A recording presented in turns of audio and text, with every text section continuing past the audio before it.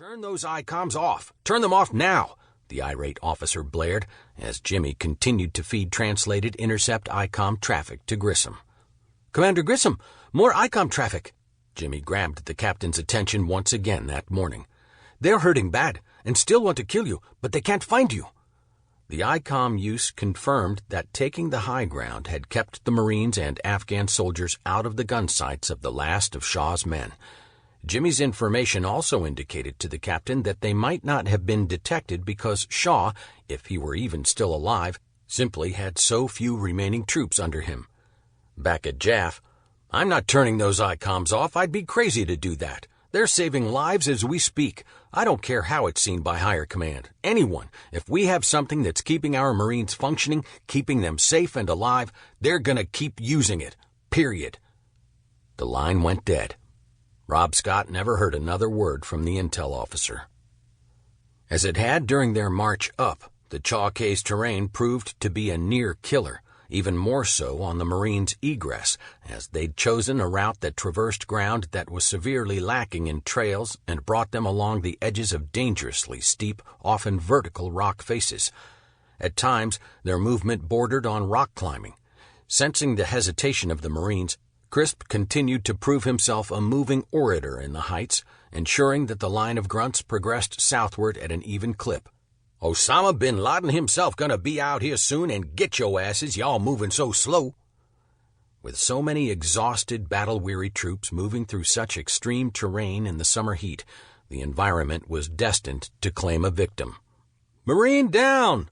one of the grunts yelled in the middle of the afternoon as a lance corporal slipped off a cliff edge and landed on his back after falling over 30 feet, his pack absorbing much of the force of the fall.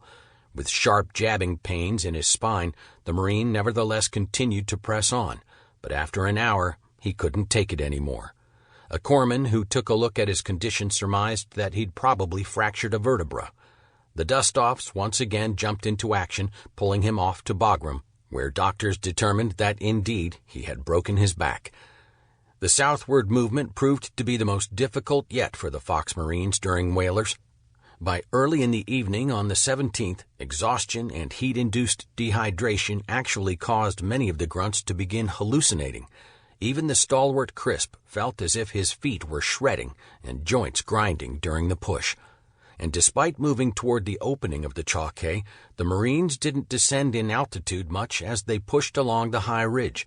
By 4 o'clock in the morning of the 18th, as an AC-130 gunship orbited overhead scanning the area for enemy activity, the grunts bedded down for a few hours. "We're never gonna make it out of here, man," Connie overheard one of his Marines breaking down as the column moved into a steep draw above Amre village, their conduit between the high ridge they'd traversed and their extract point. "Nobody knows where we're going, no sleep in days, hot as hell itself, even at night." "We're making it out of here just fine, so shut the fuck up," Connie said. "We know right where we're going." "Roger, sir." In fact, during the brief rest early that morning, Grissom scouted ahead, locating a direct line into Amre and the extract point. A very direct line. Often sliding down rock slabs and clinging to trees as they choked on dust and the heat of the day, the grunts walked and skidded down a steep draw, funneling them into Amre. But as their rate of descent picked up, so did the ICOM chatter. By the time they reached the extract point just before noon, the ICOMs were blaring constantly with enemy voices trying to coordinate yet another attack. And when the grunts stepped off the steep slope of the rocky draw onto the level ground of the village, they couldn't find a soul. The town was deserted, an ominous sign.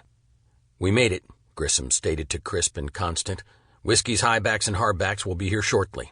"We got a lot of awards to ride up," Connie remarked as he gazed at the completely spent grunts, too exhausted even to express relief. Out of water, they sliced off the tops of their water bottles and scooped water from muddy puddles left from recent rainfall, then collapsed against their backpacks. The sheer physical challenges posed by the Chaw-K in the grip of combat would leave indelible marks on every one of them. "We ain't out yet," Crisp remarked to the resting grunts. "Stay alert. Don't get your asses killed." "Sir," Jimmy approached Connie. "Now they're saying that they